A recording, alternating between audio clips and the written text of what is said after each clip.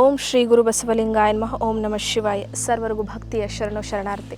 ನಾನು ನಿಮ್ಮ ಯೋಗಗುರು ಶ್ರೀಮತಿ ಜ್ಯೋತಿ ವೈದ್ಯಶ್ರೀ, ಶ್ರೀ ಗಂಗಾ ಯೋಗ ನಿಸರ್ಗ ಚಿಕಿತ್ಸಾ ಹಾಗೂ ಆಯುರ್ವೇದ ಸಂಶೋಧನಾ ಕೇಂದ್ರ, ಹುಬ್ಬಳ್ಳಿ, ಧಾರವಾಡ ಹಾಗೂ ಬೆಂಗಳೂರು. ವೀಕ್ಷಕರ, ಇವತ್ತಿನ ಸಂಚಿಕೆಯಲ್ಲಿ ದೇಹದ ಪಿತ್ತವನ್ನು ಹೇಗೆ ಬ್ಯಾಲೆನ್ಸ್ ಆಗಿಟ್ಕೊಳ್ಳೋದು ಅನ್ನೋದು ಇವತ್ತಿನ ಸಂಚಿಕೆ ಮಾಹಿತಿ.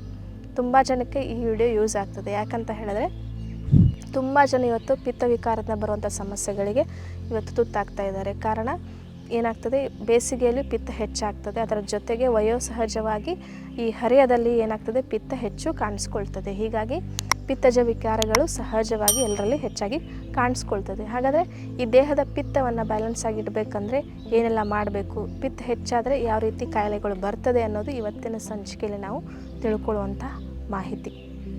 ಪ್ರಮುಖವಾಗಿ ದೇಹದಲ್ಲಿ 3 ರೀತಿಯ ದೋಷಗಳನ್ನು ನಾವು ಆಯುರ್ವೇದದ ಪ್ರಕಾರ ನೋಡ್ತೀವಿ. ಯಾವುದಂತ ಹೇಳಿದ್ರೆ ವಾತ, ಪಿತ್ತ ಮತ್ತು ಕಫ. ಈ 3 ದೋಷಗಳು ಇರ್ತದೆ. ತುಂಬ ಜನರಲ್ಲಿ 2 ದೋಷಗಳು ಹೆಚ್ಚು ಇರ್ತದೆ. ಕೆಲವೊಬ್ಬರಿಗೆ 3 ದೋಷಗಳು ಕಾಣಿಸ್ಕೊಳ್ತದೆ. 3 ದೋಷ ಹೆಚ್ಚಾಗಿದೆ ಅಂತ ಹೇಳಿದ್ರೆ ಅವನು ತುಂಬ ಅನಾರೋಗ್ಯದಲ್ಲಿ ಇದ್ದಾನೆ ಅಂತ ಅರ್ಥ. ಸಹಜವಾಗಿ ಕೆಲವೊಬ್ಬರಿಗೆ 2 ಇರ್ತದೆ.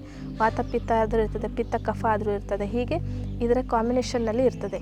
ಇನ್ನು ಪಿತ್ತ ಒಂದು ಡಾಮಿನೆಂಟ್ ಇದೆ, ಜಾಸ್ತಿ ಇದೆ ಅಂತ ಹೇಳಿದ್ರೆ ಪಿತ್ತಜ ವಿಕಾರಗಳು ಸಹಜವಾಗಿ ನಮ್ಮಲ್ಲಿ ಕಾಣಿಸ್ಕೊಳ್ತದೆ. ಹಾಗಾದರೆ ಏನು ಮಾಡಬೇಕು? ಪಿತ್ತಜ ವಿಕಾರಗಳಂದರೆ ಯಾವ್ಯಾವು? ಪಿತ್ತದಿಂದ ಬರುವಂತಹ ರೋಗಗಳು ಯಾವ್ಯಾವು? ಸಹಜವಾಗಿ ಮೊದಲು ಬರುವಂಥದ್ದು ಸ್ಕಿನ್ ಪ್ರಾಬ್ಲಮ್. ಯಾರಿಗಾದರೂ ಚರ್ಮದ ಸಮಸ್ಯೆ ಇದೆ ಅಂತ ಹೇಳಿದ್ರೆ ಖಂಡಿತವಾಗಿ ನಿಮಗೆ ಪಿತ್ತ ಹೆಚ್ಚಾಗಿದೆ ಅಂತ ಅರ್ಥ. ಮತ್ತು ಆರ್ಟಿಕಿರಿಯಾ ಅಂತ ನಾವು ಹೇಳ್ತೀವಿ. ಕೆರೆದ ತಕ್ಷಣ ಮೈ ಮೇಲೆ ಗಾಯ, ಇದು ಬಲ್ಲೆ ಥರ ಆಗ್ತದೆ. ಅಂದರೆ ಸ್ಕಿನ್ನು ಉಬ್ಕೊಳ್ತದೆ, ಮಾರ್ಕ್ಗಳು ಸ್ಟ್ರೆಚ್ ಮಾರ್ಕ್ ಥರ ಮಾರ್ಕ್ಗಳು ಮೂಡ್ತದೆ ಕೆರೆದ ತಕ್ಷಣ. ಈ ರೀತಿ ಸಮಸ್ಯೆ ಇರುವಂಥದ್ದು. ಮುಖದ ಮೇಲೆ, ದೇಹದ ಯಾವುದೇ ಭಾಗದಲ್ಲಿ ಚಿಕ್ಕ ಚಿಕ್ಕ ಗುಳ್ಳೆಗಳಾಗುವಂಥದ್ದು, ಅದರ ಮೇಲೆ ಪಸ್ ಆಗುವಂಥದ್ದು, ಈ ರೀತಿ ಸಮಸ್ಯೆಗಳನ್ನ ನೋಡ್ತೇವೆ. ಯಾವುದೇ ರೀತಿ ಚರ್ಮದ ಸಮಸ್ಯೆ ಆಗಿರಬಹುದು. ಇನ್ನು ಅದರ ಜೊತೆಗೆ ಕಣ್ಣು ಉರಿ ಆಗಿರ್ಬೋದು, ಕೈ ಉರಿ ಆಗೋದು, ಕಾಲು ಉರಿ ಆಗಿರ್ಬೋದು, ಕೂದಲು ಉದುರುವಂಥ ಸಮಸ್ಯೆ ಆಗಿರ್ಬೋದು, ಹಾರ್ಮೋನಲ್ ಇಂಬ್ಯಾಲೆನ್ಸ್ ಆಗುವಂಥದ್ದು, ಇರಿಟೇಷನ್ ಆಗುವಂಥದ್ದು, ಈ ಮಾನಸಿಕ ಸಮಸ್ಯೆ ಆಗುವಂಥದ್ದು. ತುಂಬ ಬೇಗ ಅವ್ರಿಗೆ ಇರಿಟೇಷನ್, ಯಾರೇನಾದರೂ ಸ್ವಲ್ಪ ಹೆಚ್ಚು ಕಡಿಮೆ ಮಾತಾಡಿದ್ರೆ ತುಂಬ ಬೇಗ ಇರಿಟೇಷನ್ ಮಾಡ್ಕೊಳ್ಳುವಂಥದ್ದು, ತುಂಬ ಬೇಗ ಸಿಟ್ಟು ಮಾಡ್ಕೊಳ್ಳುವಂಥದ್ದು, ಈ ರೀತಿ ಸಮಸ್ಯೆಗಳು ನಮಗೇನು ಸಹಜವಾಗಿ ಪಿತ್ತದಿಂದ ಉಂಟಾಗ್ತದೆ. ಹಲವಾರು ರೀತಿಯ ಸಮಸ್ಯೆಗಳು, PCOD ಆಗಿರ್ಬೋದು, PCOS ಆಗಿರ್ಬೋದು, ಬಿಳಿಮುಟ್ಟಿನ ಸಮಸ್ಯೆ ಅಂತ ಹೇಳ್ತೇವೆ. ಇವೆಲ್ಲವೂ ಕೂಡ ಈ ಲಿವರ್ನಲ್ಲಿ ಸಮಸ್ಯೆ ಆಗುವಂಥದ್ದು, ಲಿವರ್ ಸೊರೆಸಿಸ್ ಆಗುವಂಥದ್ದು, ಕರಳುಗಳಲ್ಲಿ ಗಡ್ಡೆ ಬೆಳ್ಕೊಳ್ಳುವಂಥದ್ದು, ಇವೆಲ್ಲವೂ ಕೂಡ ಪಿತ್ತಜ ವಿಕಾರಗಳು. ಹೀಗಾಗಿ ಇಂಡೈಜೆಷನ್ ಪ್ರಾಬ್ಲಮ್ ಆಗಿರ್ಬೋದು. ಹೀಗೆ ಹೇಳ್ತಾ ಹೋದರೆ ತುಂಬ ರೀತಿಯ ಸಮಸ್ಯೆಗಳು ಬರ್ತದೆ. ಹಾಗಾದರೆ ಪಿತ್ತ ಹೆಚ್ಚಾಗಿದೆ ಅಂತ ಹೇಳಿದ್ರೆ ನಾವೇನು ಮಾಡ್ಕೊಳ್ಬೇಕು? ಮೊದಲೇದಾಗಿ ನಾವೇನು ಮಾಡಬೇಕು? ದೇಹದಲ್ಲಿ ಪಿತ್ತ ಹೆಚ್ಚಾಗಿದೆ ಅಂತ ಹೇಳಿದ್ರೆ ಪಿತ್ತಶಾಮಕ ಅಂದರೆ ಪಿತ್ತ ಶಮನ ಮಾಡುವಂಥ ಆಹಾರ ಪದ್ಧತಿಯನ್ನು ಅನುಸರಿಸಬೇಕಾಗ್ತದೆ. ಮೊದಲೇದಾಗಿ ನಾವು ಏನು ಮಾಡಬೇಕು? ನಮ್ಮ ದೇಹದ ಪಿತ್ತ ಬ್ಯಾಲೆನ್ಸ್ ಆಗಬೇಕು ಅಂತ ಹೇಳಿದ್ರೆ ಬೆಳಗ್ಗೆ ಎದ್ದ ತಕ್ಷಣ ಮೊದಲು ನಾವೇನು ಮಾಡಬೇಕು? ಸಗದೆ ಬೇರಿನ ಶರ್ಬತ್ತಾಗಲಿ ಅಥವಾ ಬೂದುಗುಂಬಳಕಾಯಿ ಜ್ಯೂಸ್ ಆಗಲಿ, ಸೋರೆಕಾಯಿ ಜ್ಯೂಸ್ ಆಗಲಿ, ಇಂಥ ಜ್ಯೂಸ್ಗಳನ್ನು ಸೇವಿಸಬೇಕು. ಇದರಿಂದ ಏನಾಗ್ತದೆ? ಪಿತ್ತ ಕಡಿಮೆ ಆಗ್ತದೆ. ಇದ್ರ ಜೊತೆ ಬಾರ್ಲಿ ಅಕ್ಕಿ ಗಂಜಿಯನ್ನು ಸೇವಿಸೋದ್ರಿಂದ ಪಿತ್ತ ಕಡಿಮೆ ಆಗ್ತದೆ. ಅಥವಾ ನೀವು ಮಧ್ಯಾಹ್ನ ಹೊತ್ತದು ಏನು ಮಾಡಬೇಕು? ನಿಂಬೆಹಣ್ಣಿನ ಶರ್ಬತ್ತನ್ನು, ಫ್ರೂಟ್ ಜ್ಯೂಸ್ಗಳನ್ನು ಕುಡಿಯೋದ್ರಿಂದ ಏನಾಗ್ತದೆ? ದೇಹ ತಂಪಾಗ್ತದೆ. ಇದಕ್ಕಿಂತ ಮುಂಚೆ ನೀವು ಪಾಲಿಸಬೇಕಾಗಿರೋ ಇನ್ನೊಂದು ನಿಯಮ ಏನಂತ ಹೇಳಿದ್ರೆ ಬೇಗ ಮಲಗಿ ಬೇಗ ಹೇಳೋದು. ಏನಾಗ್ತದೆ ಗೊತ್ತಾ? ರಾತ್ರಿ ಲೇಟ್ ನೈಟ್ ಮಲಗೋದ್ರಿಂದ ಆವಾಗ ಪಿತ್ತ ನಮ್ಮಲ್ಲಿ ಡಾಮಿನೆಂಟ್ ಇರ್ತದೆ, ಪಿತ್ತ ದೋಷ ಶುರುವಾಗಿರುತ್ತೆ ದೇಹದಲ್ಲಿ. ನೀವು ಲೇಟಾಗಿ ಮಲಗೋದ್ರಿಂದ ಏನಾಗ್ತದೆ? ಪಿತ್ತ ಇಂಬ್ಯಾಲೆನ್ಸ್ ಆಗ್ತದೆ. ಬೆಳಗ್ಗೆ ಲೇಟಾಗಿ ಹೇಳೋದ್ರಿಂದ ನಿಮ್ಮ ದೇಹದಲ್ಲಿ ಪಿತ್ತ ಇಂಬ್ಯಾಲೆನ್ಸ್ ಆಗ್ತದೆ. ಹೀಗಾಗಿ ಬೇಗ ಮಲಗಿ ಬೇಗ ಹೇಳೋ ರೂಢಿಯನ್ನು ನಾವು ರೂಢಿ ಮಾಡ್ಕೊಳ್ಬೇಕು. ಇದರಿಂದ ತುಂಬ ಒಳ್ಳೆಯ ರೀತಿಯ ಪರಿಣಾಮ ನಮಗುಂಟಾಗ್ತದೆ. ಇನ್ನು ಇದರ ಜೊತೆ ನಾವೇನು ಮಾಡಬೇಕು ಅಂತ ಹೇಳಿದ್ರೆ ಪಿತ್ತವನ್ನು ಕಡಿಮೆ ಮಾಡುವಂಥ ಆಹಾರಗಳನ್ನು ರೂಢಿ ಮಾಡ್ಕೊಳ್ಬೇಕು. ಏನೆಲ್ಲ ರೂಢಿಗಳನ್ನು ಮಾಡ್ಕೊಳ್ಬೇಕು? ಮೊದಲು ನಾವೇನು ಮಾಡಬೇಕು? ಈ ಮಸಾಲೆ ಪದಾರ್ಥಗಳನ್ನ ಕಡಿಮೆ ಮಾಡಬೇಕು. ಹೆಚ್ಚು ಸ್ಪೈಸಿ ಐಟಮ್ಗಳನ್ನು ತಿನ್ನೋದನ್ನು, ಜಂಕ್ ಫುಡ್ಗಳನ್ನು, ಪರ್ಮೇಟ್ ಆಗಿರುವಂಥ ಫುಡ್ಗಳನ್ನು, ಆಮೇಲೆ ಪ್ಯಾಕ್ಡ್ ಫುಡ್ಗಳನ್ನು, ಇವೆಲ್ಲವುಗಳನ್ನು ಕಡಿಮೆ ಮಾಡೋದ್ರಿಂದ ಏನಾಗ್ತದೆ? ಪಿತ್ತ ತಂತಾನೇ ಕಡಿಮೆ ಆಗ್ತದೆ. ನಾವೇನು ಮಾಡಬೇಕು? ಮಸಾಲೆ ಪದಾರ್ಥಗಳನ್ನ ಕಡಿಮೆ ಮಾಡಿದರೆ ಹೇಗೆ ಕಡಿಮೆ ಆಗ್ತದೆ ನೋಡಿ. ನಾವು ಹೆಚ್ಚು ಸ್ಪೈಸಿ ಇರೋ ಆಹಾರಗಳನ್ನ ಸೇವಿಸಿದಾಗ ಏನಾಗ್ತದೆ? ಸಹಜವಾಗಿ ದೇಹದಲ್ಲಿ ಉಷ್ಣ ಹೆಚ್ಚಾಗ್ತದೆ. ಸ್ಪೈಸಿ ಅಂದರೆ ಅದು ಕೂಡ ಉಷ್ಣನೇ. ಖಾರ ಹೆಚ್ಚಾಗಿರ್ತದೆ ಆಹಾರದಲ್ಲಿ.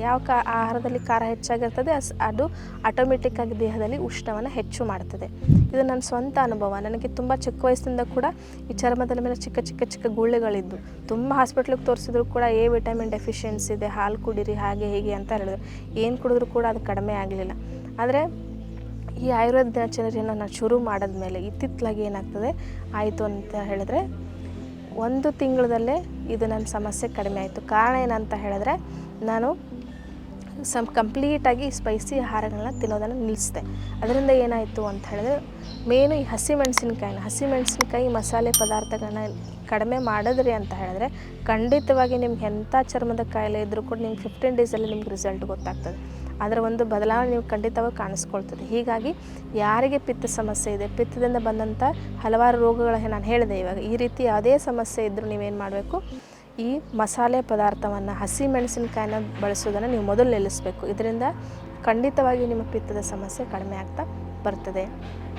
ಇದನ್ನು ಬಿಟ್ಟು ನಾವು ಏನು ಮಾಡಬೇಕು ಅಂತ ಹೇಳಿದ್ರೆ ತಂಪಾದಿರುವಂಥ ಆಹಾರಗಳನ್ನ ಸೇವಿಸಬೇಕು. ಹೆಚ್ಚು ಹಣ್ಣು ತರಕಾರಿಗಳನ್ನ ಸೇವಿಸುವಂಥದ್ದು. ಕೆಲವರಿಗೆ ಅತಿಯಾದ ಪಿತ್ತದಿಂದ ಇಂಡೈಜೆಷನ್ ಆಗಿರ್ತದೆ. ಅಂಥವ್ರು ನೀವೇನು ಮಾಡಬೇಕು, ಹಸಿ ತರಕಾರಿಯನ್ನು ಮೊಳಕೆಗಳನ್ನ ಸೇವಿಸೋದ್ರಿಂದ ನಿಮಗೆ ಬ್ಲೋಟಿಂಗ್ ಆಗ್ತದೆ, ಹೊಟ್ಟೆ ಗಟ್ಟಿ ಆದಂಗೆ ಆಗ್ತದೆ ಅಂತ ಹೇಳಿದ್ರೆ ನೀವು ಅದನ್ನು ಮೊಳಕೆ ಕಾಳನ್ನ ಸ್ವಲ್ಪ ಬೇಯಿಸಿ ತಿನ್ನಬೇಕು, ಅಥವಾ ಅದ್ರ ಜೊತೆಗೆ ಕಾಳು ಮೆಣಸು ಪೌಡ್ರ್ ಮತ್ತು ಉಪ್ಪನ್ನು ಮಿಕ್ಸ್ ಮಾಡಿಕೊಂಡು ತಿನ್ನುವಂಥದ್ದನ್ನು ರೂಢಿ ಮಾಡ್ಕೊಳ್ಬೇಕು. ತುಂಬ ಜನಕ್ಕೆ ಪಿತ್ತ ಹೆಚ್ಚಾಗಲಿಕ್ಕೆ ಮುಖ್ಯ ಕಾರಣ ಏನಂತ ಹೇಳಿದ್ರೆ ಸರಿಯಾದ ಸಮಯದಲ್ಲಿ ಆಹಾರನ ಸೇವಿಸೋದಿಲ್ಲ. ಇದು ತುಂಬ ಮುಖ್ಯವಾದ ಕಾರಣ. ಕೆಲವರಿಗೆ ಏನಾಗ್ತದೆ, ಆಹಾರವನ್ನು ಸೇವಿಸಬೇಕು ಅಥವಾ ಆಗಿರೋ ಟೈಮಲ್ಲಿ ಊಟ ಮಾಡಲಿಕ್ಕೆ ಟೈಮ್ ಇರೋದಿಲ್ಲ, ಊಟ ಮಾಡೋ ಟೈಮಲ್ಲಿ ಹಸಿವಾಗಿರೋದಿಲ್ಲ. ಈ ಸಮಸ್ಯೆಯಿಂದ ಏನಾಗ್ತದೆ, ಪಿತ್ತ ಹೆಚ್ಚಾಗ್ತದೆ. ಹಸಿವಾದಾಗ ಊಟ ಮಾಡಿಬಿಡ್ಬೇಕು. ಹಸಿವಾದ ಮೇಲೆ ಅದನ್ನು ಹಸಿವನ್ನು ಕಟ್ಟಿ ಏನೋ ಕೆಲಸ ಇದೆ ಅಂತ ಕೆಲಸ ಮಾಡೋಕ್ಕೆ ನಿಂತ್ಕೊಂಡು ಆಮೇಲೆ ಊಟ ಮಾಡೋದ್ರಿಂದ ಏನಾಗ್ತದೆ, ಅಲ್ಲಿ ಮತ್ತೆ ಇಂಬ್ಯಾಲೆನ್ಸ್ ಆಗ್ತದೆ. ಡೈಜೆಷನ್ ಜ್ಯೂಸ್ಗಳಲ್ಲಿ ಏನಾಗ್ತದೆ, ವ್ಯತ್ಯಾಸ ಆಗ್ತದೆ, ಸರಿಯಾಗಿ ಬಿಡುಗಡೆ ಆಗೋದಿಲ್ಲ. ಇದರಿಂದ ಮತ್ತೆ ನಿಮ್ಗೆ ಏನಾಗ್ತದೆ, ಅಜೀರ್ಣ ಆಗ್ತದೆ. ಅಜೀರ್ಣ ಆಯಿತು ಅಂತ ಮತ್ತೆ ಹೇಳಿದ್ರೆ ಮತ್ತೆ ಪಿತ್ತ ವಿಕಾರಗಳು ಶುರು ಆಗ್ತದೆ. ಹೀಗಾಗಿ ಬೇಗ ಮಲಗೋದು, ಬೇಗ ಏಳೋದು, ಸರಿಯಾದ ಸಮಯದಲ್ಲಿ ಆಹಾರ ಸೇವನೆ ಮಾಡೋದು ಇದು ತುಂಬ ಮುಖ್ಯ. ಹೀಗಾಗಿ ಯಾವಾಗ ಹಸಿವಾಗ್ತದೆಯೋ ಆವಾಗಲೇ ಆಹಾರವನ್ನು ಸೇವನೆ ಮಾಡಬೇಕು.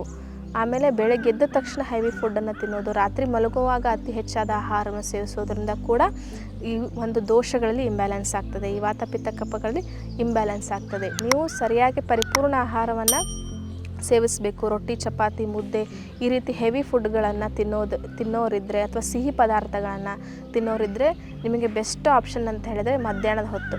ಯಾಕಂತ ಹೇಳಿದ್ರೆ ಮಧ್ಯಾಹ್ನ ನಮ್ಮ ದೇಹದಲ್ಲಿ ಅಗ್ನಿ ಏನಾಗ್ತದೆ, ಆ್ಯಕ್ಟಿವಾಗಿ ಕೆಲಸ ಮಾಡ್ತಿರ್ತದೆ.